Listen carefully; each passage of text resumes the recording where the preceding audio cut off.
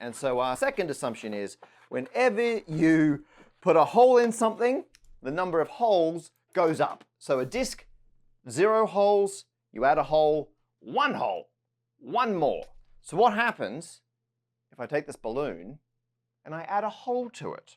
Well, let's find out. So I don't need the ribbon for a second. I'm going to put the hole here so it doesn't just explode. There we go. So there's now a hole in this balloon, all the gas is escaping, and once it's out, I can actually expand that hole. And if I keep stretching that hole out and out and out, what do I get? Well, it's a disc. If I extend that hole, I end up with the same as this. So if this, because it's a disc, has 0 holes now, but I started with a balloon that I then added a hole to. So the balloon plus 1 hole equals 0 holes, which means the balloon must have started with -1 holes. And if you think that's I don't like it. I don't like it. I don't fucking like it. I don't like it. I don't like it.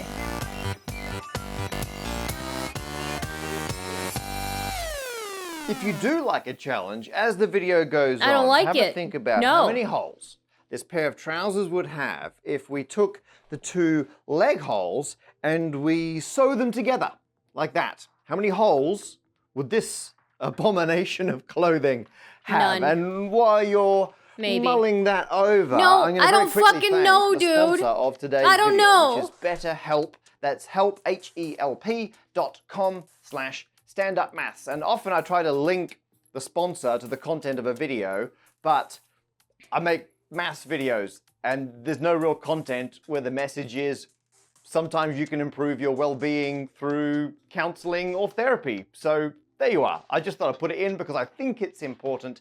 If you go to betterhelp.com/standupmaths, you enter some information about yourself and what you want to achieve, and they will then link you to one of over 15,000 licensed therapists, and you can have video support line free med therapy and counseling, which did, and if it had at the time, it would have been betterhelp.com. We're going to use standard topology rules, which means you're allowed to stretch and distort things as long as you're not like cutting or breaking or joining anything. So when I was waving around a disc before, I made it the stereotypical circular shape, but this is a disc, right? And I know in like geometry, these are very different things. Topology, these are the same because you could stretch from one to the other. It's like when I cut the hole in this disc originally. Wow, he fucks us up and tells us to go to therapy. A bigger hole, because you understand it's still a hole in the disc. Doesn't matter the exact shape of any of this. It's just the holes and I guess the structure of the rest of it that we care about. With that said, I can cut our drinking straw down because we don't need this whole straw. I could hack that right down. There we go. It's quite hard to cut through because I can only buy reusable straws these days. There you go. So same straw, I've just made the cylinder shorter. And I could make the cylinder shorter. And I could make the cylinder shorter, and I could get all the way down to, wait, if I can stop this from flying across the room, I'm gonna cut it right down to just a tiny, there it is, squat cylinder. So now it's this little loop, but you could imagine I could take that loop. Okay, it's a bit squashed because of the way I cut it. I could take that loop and I could flatten it out. Why is she crying? Why is she always crying? Look at my foreskin. I'm a bit busy right now getting fucked up by holes, okay? I'd have a disc with a hole in it, which mathematically we call an annulus. And so the straw, topologically speaking, you flatten it all the way down, you end up with this shape, it's got 1 hole. And so that's why a lot of people say the correct answer is the straw has a single hole. You can do the same thing with the trousers. I could take this pair of trousers and I could cut it down. I could remove the legs because we don't need all of this. And once I've cut those down, I could cut the top bit off because we don't need all of the waist. And you end up with a kind of like a denim G-string. So there you are. Your jeans are equivalent to a denim G-string, just the bit in the middle there. And that is a disc with 2 holes. So, topologically speaking, a pair of trousers has 2 holes. You can also show that via a distorting method. So Sam Hartburn very kindly made me a GeoGebra file where you can change the shape of a pair of trousers to show that it flattens down into a disc with just the 2 holes. This is the GeoGebra file that Sam made. You can see there's a slider here for the crotch height. I can adjust that, I think maybe there. That looks like enough space for comfort. And then here you can alter how high the waist is. And so you can see if you gradually lower the trousers down, they gradually flatten out into there. It's a disc. There's your disc with 2 holes in it. Ignore the fact that obviously that these lines are just where the seams were. You can download this file. I'll link to it in the description below. Have some fun with the trousers up and down. And there's loads of other stuff here you can mess with. How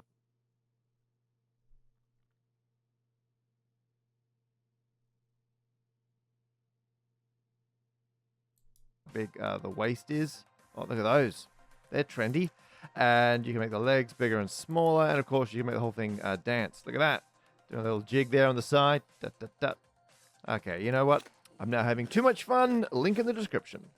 While the whole you can stretch and squash things is the gateway point to get into topology, there is way more to topology than that, which is a relief because the stretching things technique is way underpowered. It will not explain how this balloon can have -1 holes, nor will it help us out with this one. How many holes has that got?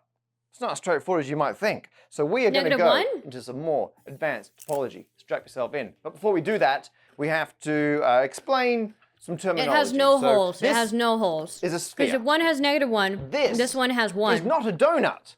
This is a donut. And that's not just some terrible visual gag. These are different. This is a torus.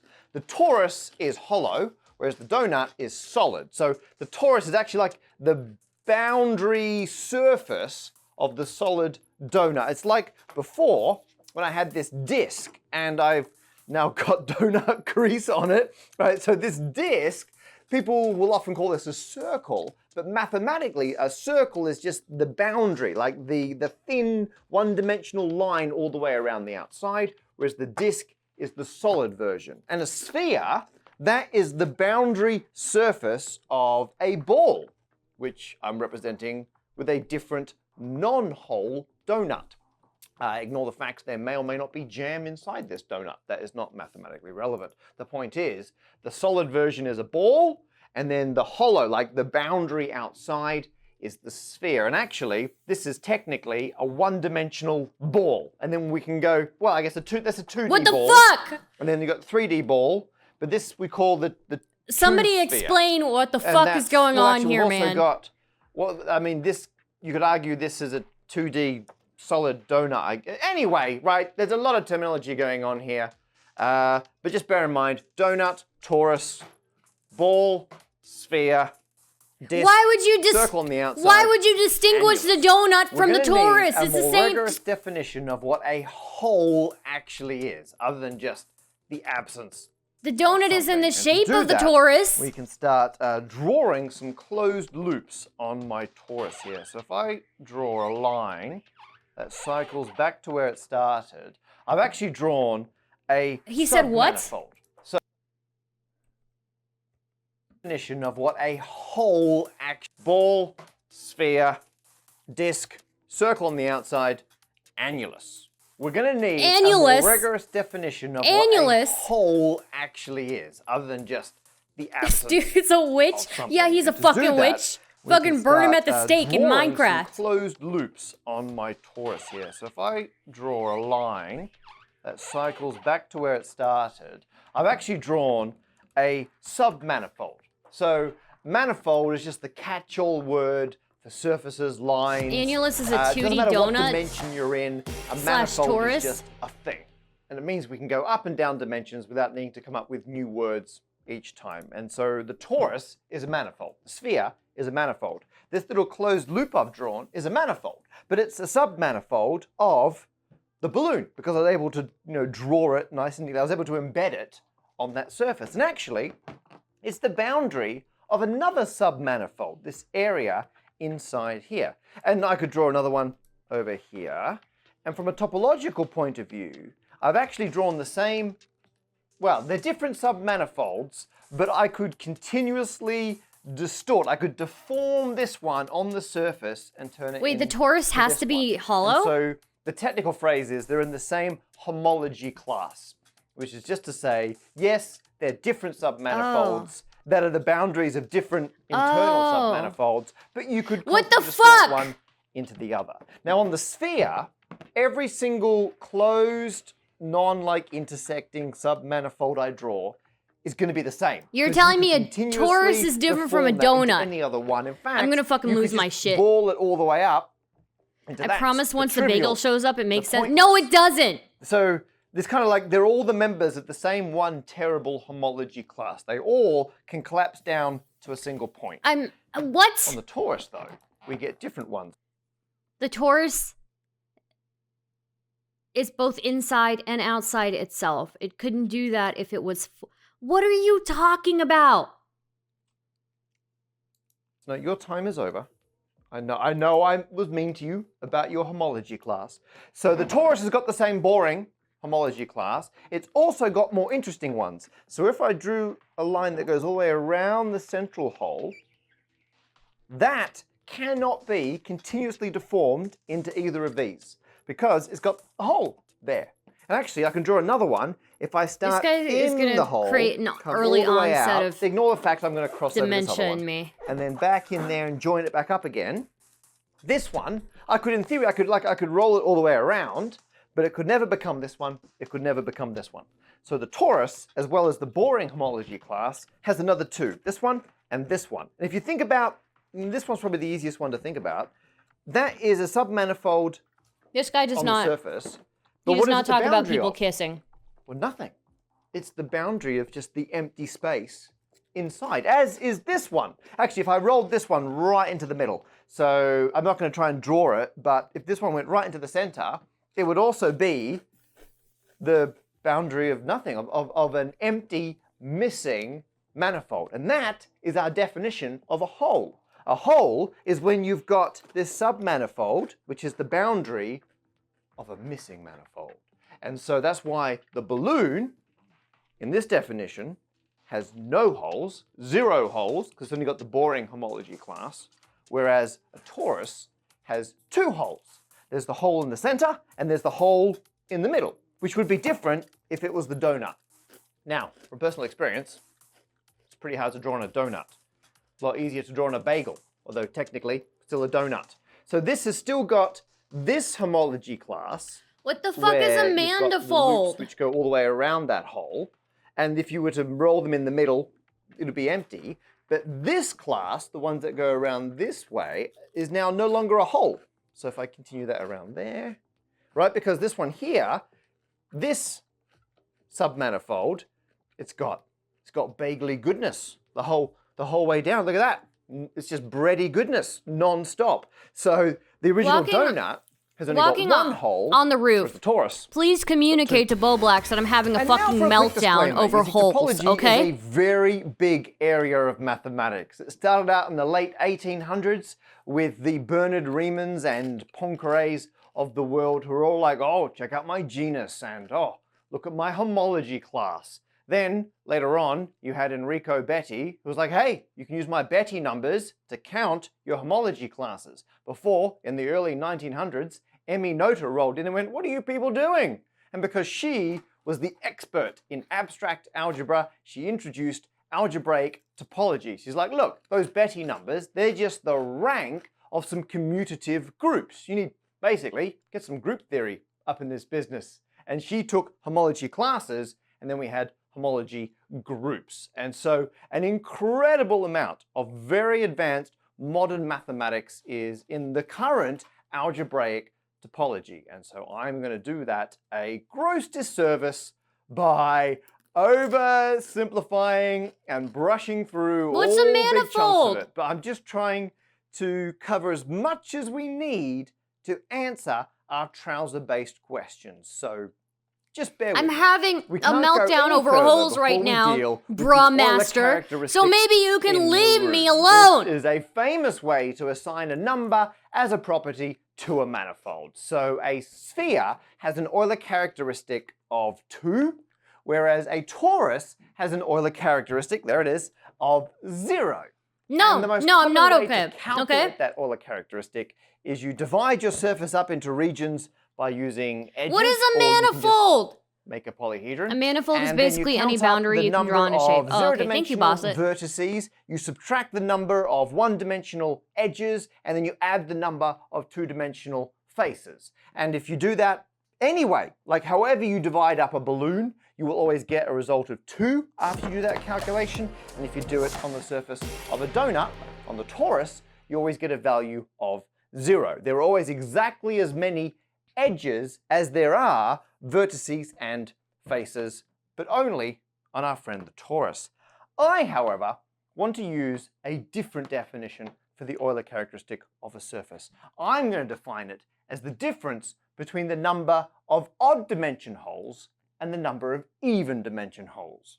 Yes, holes can exist in different numbers of dimensions, and the ones we've mainly been looking at have been one-dimensional holes. And I'm not going to go into the details of exactly what that means, but the way I think about it is if I got a one-dimensional piece of string, and let's say I got a donut here, I could feed this 1D piece of string through the middle of the hole in that donut, and it would be like tangled. It would be like hooked on it. And so we say this donut what is he talking about has dimensions? a one-dimensional hole right in the middle there. So likewise, the torus has a one-dimensional hole in the middle. The sphere doesn't have any one-dimensional holes, but it does have a two-dimensional hole. And I guess you could try and scale this up, and you think, does that mean a 2D surface orientated in 4D can go through a 2D hole? I mean, sort of. It just really means a void.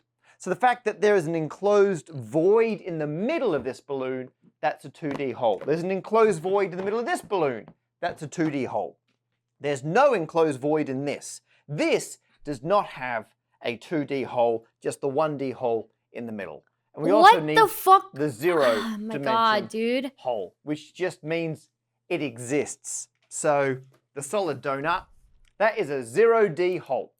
Every object, each thing is a 0D hole. So when people got very upset when donut places started selling the holes from a donut, I was like, no, they're right.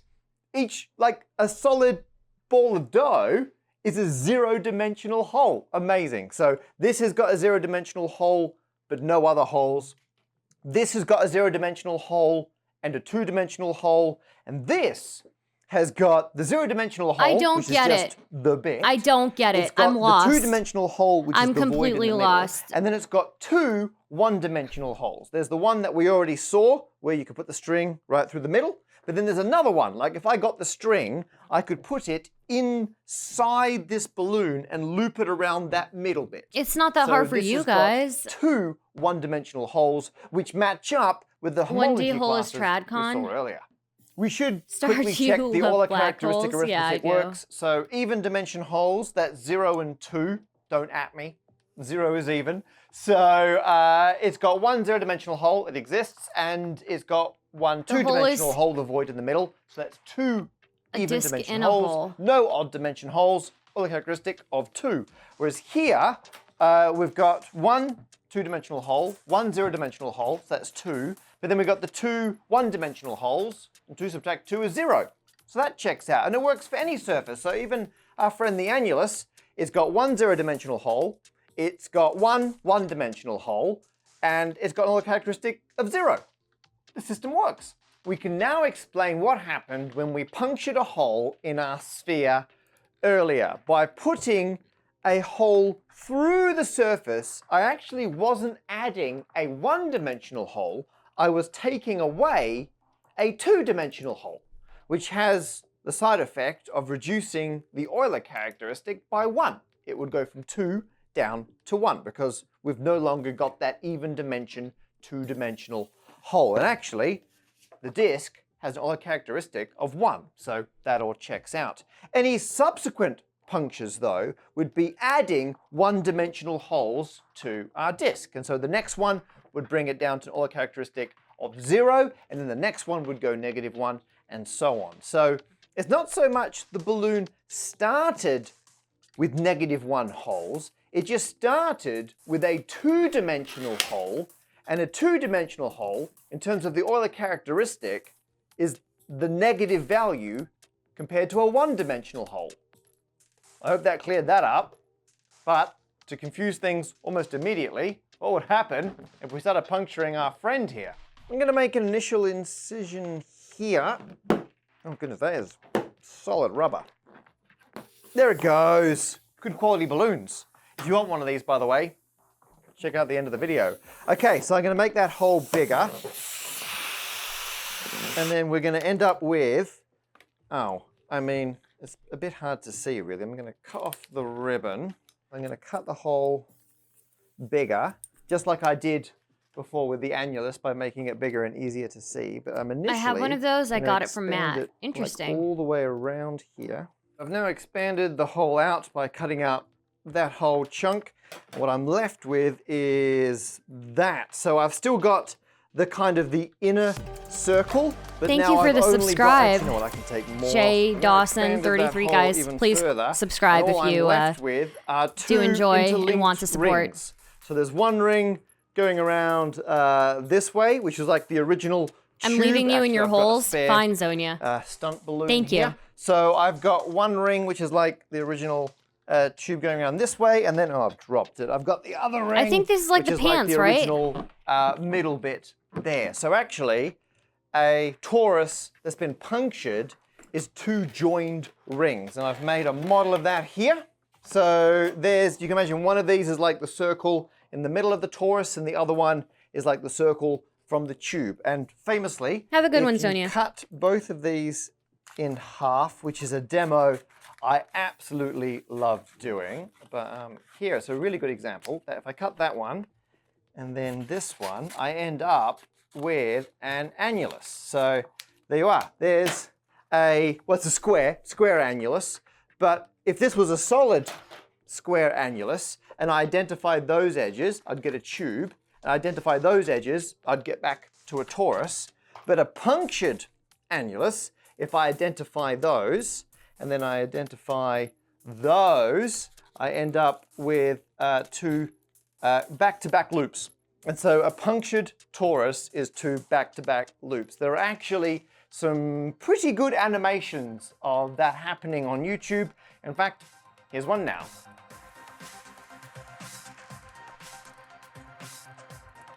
What the fuck, dude? Oh my god. What the fuck? So, after a whole lot of hole effort, we can finally Oh tackle my the God. trouser problem. They currently have two holes, as we've already seen. If we were to sew the two ends of the legs What together, the how fuck? many holes would it have then? Well, I say if. We've actually done that. Alex very kindly sewed together the ends of these trousers. And so now the question is, how many holes does this have? Because while we've lost one hole from joining these together, we've actually gained another one by closing this loop. So this actually has the same number of holes as this. And we can work out the Euler characteristic of both. So this one, well, actually, you know what? If we were to close the waist as well, in theory, that would just give us a torus.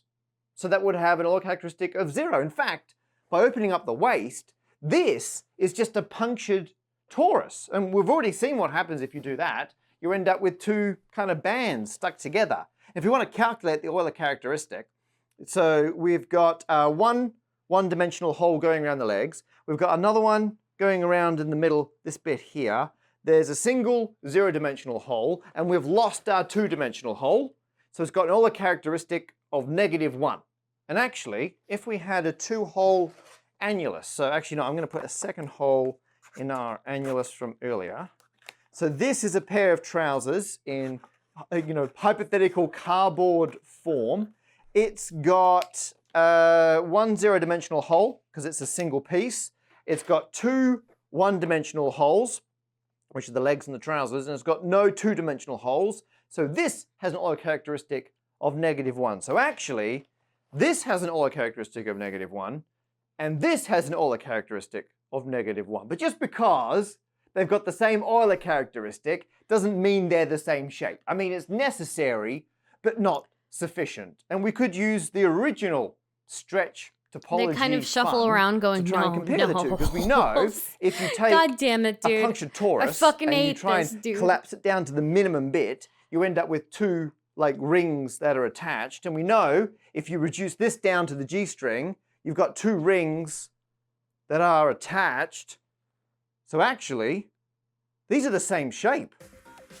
To make this easier to visualize, I asked some of my Patreon supporters and people who follow me on Twitter if anyone could help me animate a pair of trousers having the legs sewn together, then being reduced down to a figure of 8 and expanding back out into a standard pair of trousers. And what you're watching now, Bentley Davis made this fantastic Oh my god. You can see the legs Oh my god, dude. there. Oh my fucking god. It then gets reduced all the way down to that kind of figure of 8 to That's back-to-back loops, oh, which then I'm gonna be expand back out sick. into a perfectly normal pair I'm of gonna be trousers. sick. And this shows you if you could stretch and squash trousers topologically, then sticking the ends together like this doesn't change the shape at all. You could keep doing this over and over again. You could repeatedly sew the two ends together and then turn it back into a normal pair of trousers, sew them together again.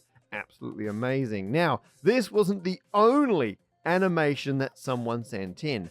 This one is a 2D animation done by M. Raymond. Look at that. That's a proper pair of pants into the trousers. That's just incredible. I mean, it's quite fast, but I absolutely love it. That's and what's disgusting. quite nice about this one, you know, I'm going to pause that here. So this is the animation as it comes through like the punctured torus view, and then it wraps back. A lot of people, when we were discussing online how to make this, pointed out here, you've got two kind of rings joined at right angles, which you will have seen when I had the paper ones before cutting them. And then it has to go to like a flat figure of 8 like this. And so M has done that by briefly going from like a flat bit of fabric to a 3D cord and then back into a flat bit of fabric to get around that kind of that twisting problem that you have. And so this will now loop for as long as you want. And finally, we have this pair of 3D trousers rendered by Kalina Pantelieva. And what I love about these is when you zoom in, you can see the pockets and like the belt and the loops and everything. And there it is. Gets reduced down to the ribbon. We then rearrange that ribbon into the classic G-string This is arrangement disgusting. and show that it can expand This straight is back out disgusting. again into the original. I don't pair of like it. pants. All right, It's here it goes. disgusting. I'm using pants and trousers interchangeably. Sorry about that. Countries where they mean different things. And so here it's another nice example of that kind of the back-to-back loop problem. And because Kalina has done this very much like proper I'm gonna rendered be fabric, sick. obviously it I'm changes, seriously gonna be as sick. it goes through the animation. You can see where the cheat has been hidden. So if we pause it here, this is still two back-to-back loops. We'll scroll forward a bit, two back-to-back. But then now here they like twist and hinge around each other to give us the flip to this arrangement. And so people online were arguing about whether or not this counts as being the same shape. And technically, if these trousers were made from infinitely thin fabric, if this was a pure mathematical surface, What the then fuck no, is this this, shape Ties and is Wine? I don't different think I can to click on this this. shape because of this twist problem over here. However, fabric isn't infinitely thin. So if we go back to Bentley's animation here, you can see they've had the same kind of problem. And there, they've used the fact that there's some thickness to the denim. So the rings collapse this way, become like two chords, and then those two chords can distort around to give us the figure of 8, which drops back out into the original pair of trousers. And you know what? Denim has thickness. So I'm prepared to say a real pair of trousers are homeomorphic to the same pair of trousers, but with the two ends of the legs stuck together, although it does still creep me out a little. Look at them go. Turns A out little these bit. trousers even creepier than they already look. Now, finally, if you want one of these toroidal